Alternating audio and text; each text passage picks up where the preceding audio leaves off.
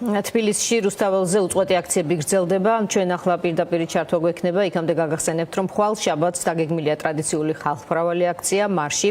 მოქალაქეებს მსვლელობაში მონაწილეობისკენ სინდისის პატიმრების ოჯახის წევრებმაც მოუწოდეს ცოტა ხნის წინ. ჩვენი ჟურნალისტი მარიკა ბოლქვაძე შემოგვიერთდა ახლა რუსთაველიდან. მარიკა, რა ვითარება ამ წუთებში პარლამენტის წინ?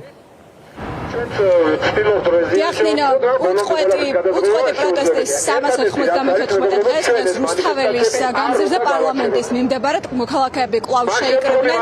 თავდაპირველად გეტყვით დღევანდელი აქციის შინაარსს, ასე ვთქვათ, დღეს მთავარი აქაც მოხდა იყო ის, რომ ადამიანები განლაგდნენ პარლამენტის მიმდებარე ტერიტორიაზე და დადგნენ ბანერებით, რითაც კობახიძეს მოუწოდეს და უთხრეს თავიანთი დამოკიდებულება იმ ახალი რეპრესიული ცვლილებების გამო კანონში, რომელიც ახლა შეკრებისა და მანიფესტაციის კანონში მიიღეს და რის გამოც ტროტუარზე მდგომ ადამიანებს ყოველდღიურად სასამართლოებში იბარებენ და მათი სასამართლო პროცესების შემდეგ დღეებშიც არის ჩანიშნული. მათ კიდევ ერთხელ უთხრეს კობახიძეს და შეახსენეს, რომ უიარაღოდ შეკრება მანიფესტაცია, თავისუფალი აზრის დაფიქსირება ამ ქვეყანაში ვერ აიკრძალება და აკრძალული არ არის. ახლა ოპერატორს თქვა პირველ რიგში პირდაპირ ეთერში გაჩვენოთ რა ხდება. აქ საკმაოდ ბევრი ადამიანია შეკრებილი და კიდევ ერთხელ ადასტურებს იმ ფაქტს, რომ მოქალაქეები არ უშინდებიან ამ რეპრესიულ კანონს, ცვლილებებს ისინი აპირებენ ყოველდღიურად შეიკრიბონ, გამოვიდნენ, გამოხატონ თავიანთი აზრი და სათქმელი. მნიშვნელოვანია ისიც, რომ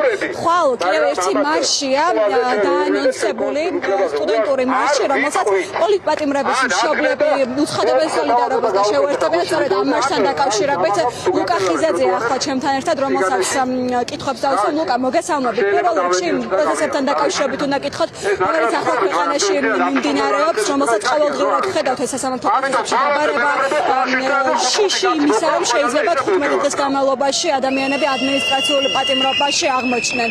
რომ გითხრათ ახლა რაც ემსახურება ის და შემდეგ უკვე ხვალინდელ აქციასთან დაკავშირებითაც როგორია გეგმა? კი ბატონო, მოგესალმებით. პირველ რიგში ბრძოლა გრძელდება, ყოველდღე აქ ადამიანები იკრიბებიან და შეიკრიბებიან მანამ სანამ ჩვენ მიზანს არ მივახცევთ და პოლიტპატიმრებს არ გავათავისუფლებთ და ბიძინა ივანიშვილს არ მოვიშორებთ საქართველოსთან. აქ არაფერი საშიში არ არის იმაში, თქვათ, რას ჩაწერენ ეს ადამიანები კანონებში, რა ახალ შემოიღებენ და მოიგონებენ, იმიტომ რომ რეალურად აქ არის ძალიან მარტივი კითხვა, ხო, ვის უჯერებთ ჩვენ მამუკა მდინარეძეს და ბიძინა ივანიშვილს თუ კონსტიტუციას?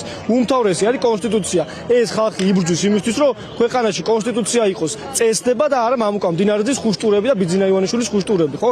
ამიტომ ყველა შემთხვევაში აქ ერთადერთი გამოსავალი არის ნაკლები სტრესი, არავინ არ დაისწრებს, არავინ არ შეშინეთ, ბრძოლას ვაგრძელებთ ჩვეულებრივად, უბრალოდ ერთადერთი არის ის, რომ ჩვენ უპირატესობა გქონდეს ამაში და პოლიციელები და ბიძინა ივანიშვილი ამით არ იყვნენ რაღაცა უპირატესობაში, ბევრი გამოვიდეს. ჩვენ დავანახოთ ამ ხალხს, რომ ბევრნი ვართ და სწორი მხარე არის ეს ხალხი, ვინც ყოველდღე იკრიბება და იბრძვის სიმართლისთვის.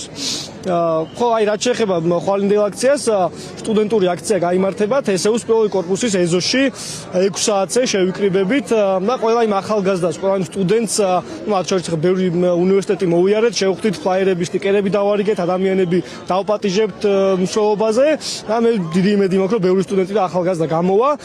ხვალინდელი აქციის მიზანი არის, რომ ამ ქალაქში კახიკალაძემ დაგვიკიდა ძალიან დიდი წარწერა და თბილისს დაარქვა სიკეთით სავცე ქალაქი.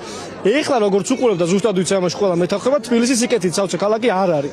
და ახალგაზრდები ამას ვიღებთ ჩვენ პასუხისმგებლობა საკუთარ თავზე, რომ თბილისში სიკეთე გავაკეთოთ და ეს იქნება სათამაშოებს და ლიტერატურას შევაგროვებთ ზრუნავკლებული ბავშვებისთვის და ასევე იმ ადამიანებისთვის, ვინც ცხოვრობს, ასაკოვანი ადამიანები, ვინც ცხოვრობენ თავშესაფრებში, მათთვისაც შევაგროვებთ საჩუქრებს საახალწლო და გავახარებთ და ამ სიკეთეს გავაკეთებთ თბილისში, რომ მართლა რაღაცნაირად ეს საახალწლო გარემო, პოზიტიური გარემო გქონდეს და მართლაც იყოს, ხო, ჩვენი მიზანიც ეგაა, რომ სიკეთით სავსე ქვეყანა ვიყოთ და ამისთვის ვიბრძვით ახალგაზრდები და არა კახიკალაძე, რომლის გამოც 1000 პრობლემაა ყოველდღე ქუჩაში. ამიტომ ყველას გელოდებით აუცილებლად ახალგაზრდებს თბილისის სახელმწიფო უნივერსიტეტის ეზოში 6 საათზე და არ დაგავიწყდეთ საჩუქრები. მადლობა. თქვენ უსმენთ ლუკა ხიზაძეს, ერთ-ერთ ორგანიზატორს ხვალინდელი მარშის ოპერატორს კვლავ ვთხოვ გაჩვენოთ ახლა რა ხდება რუსთაველის გამზირზე, როგორც მოისმინეთ ხვალ 6 საათზე კიდევ ერთი მარშია დაანონსებული, რომელსაც ყოველ შაბათს ტრადიციისამებრ მართავენ ხოლმე. ხვალინდელი მარშის და ყოველდღიური უწყვეტი პროტესტის მოთხოვნაც უცვლელია გათავისუფლდნენ რეჟიმის ტყვეები, ჩაინიშნოს ხელახალი არჩევნები.